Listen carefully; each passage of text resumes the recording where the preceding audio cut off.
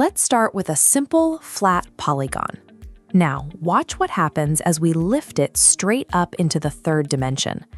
By the end of this lesson, you will know how to deconstruct any pyramid.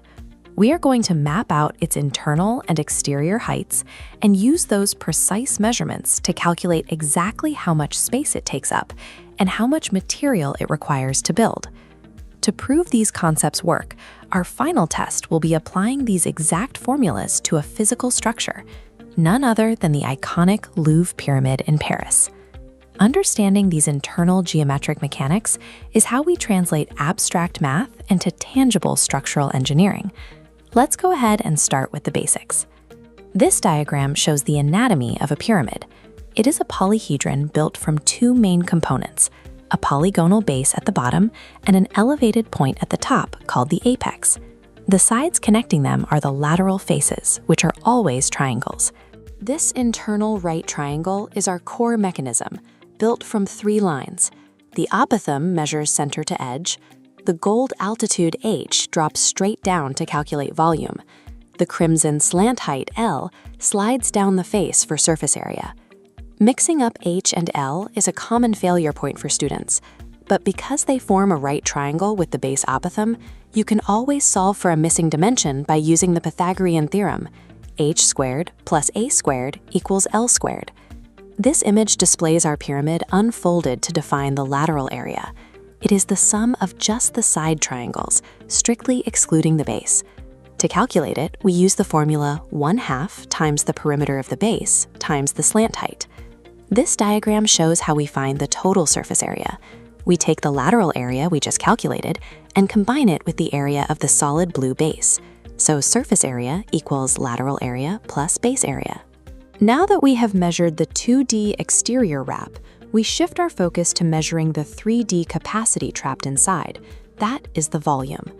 This illustration demonstrates a universal geometric rule. A pyramid holds exactly 1/3 the capacity of a prism that shares the identical base and altitude. Therefore, our volume formula is 1/3 times the area of the base times the altitude. Keep this mechanical difference in mind. Surface area is about unrolling the exterior perimeter. Volume is about filling the interior bounds. This slide introduces our first practical calculation. Here is a standard square pyramid with a known base edge of 10 centimeters and a slant height of 13 centimeters. This graphic substitutes those variables. We find the perimeter by multiplying the base edge of 10 by 4 sides, getting 40. Plug that into our formula, 1/2 times 40 times the slant height of 13, yielding a lateral area of 260 square centimeters. This schematic highlights calculating volume when altitude is missing. We use the Pythagorean theorem with our given slant height of 13 and apothem of 5 to determine our altitude is 12 centimeters. Applying the formula gives us 400 cubic centimeters. This image shifts our focus to an equilateral triangular pyramid. Notice how a different polygonal base alters our inputs. Here, the base edge is 8 meters and the slant height is 10 meters. Before calculating volume, you must find the equilateral base's apothem. Dividing the base edge by 2 times the square root of 3 gives roughly 2.31 meters. We use that to find altitude, leading to a final volume of 89.87 cubic meters. While the overarching pyramid formulas for volume and surface area remain constant, the specific methods you use to find the base area and apothem strictly depend on the shape of the bottom polygon. This visual presents a scenario where the crucial slant height is missing, blocking our surface area calculation. We only have the base edge of 14 inches and the altitude of 24 inches. This diagram extracts the internal right triangle. We know the altitude is 24, and the apothem is half the base, which is 7. Using the Pythagorean theorem, 24 squared plus 7 squared equals 625. Its square root gives a slant height of 25 inches. This slide completes the scenario. With all variables discovered, the total surface area calculates out to 896 square inches, and the internal volume is 1,568 cubic inches. This image introduces the right triangular pyramid. Notice that the apex does not drop into the center. The altitude drops directly onto the 90-degree corner of the base, measuring 12 centimeters, with base legs of 6 and 8. This calculation proves that despite the irregular shape and the off-center apex, the universal volume formula still applies flawlessly.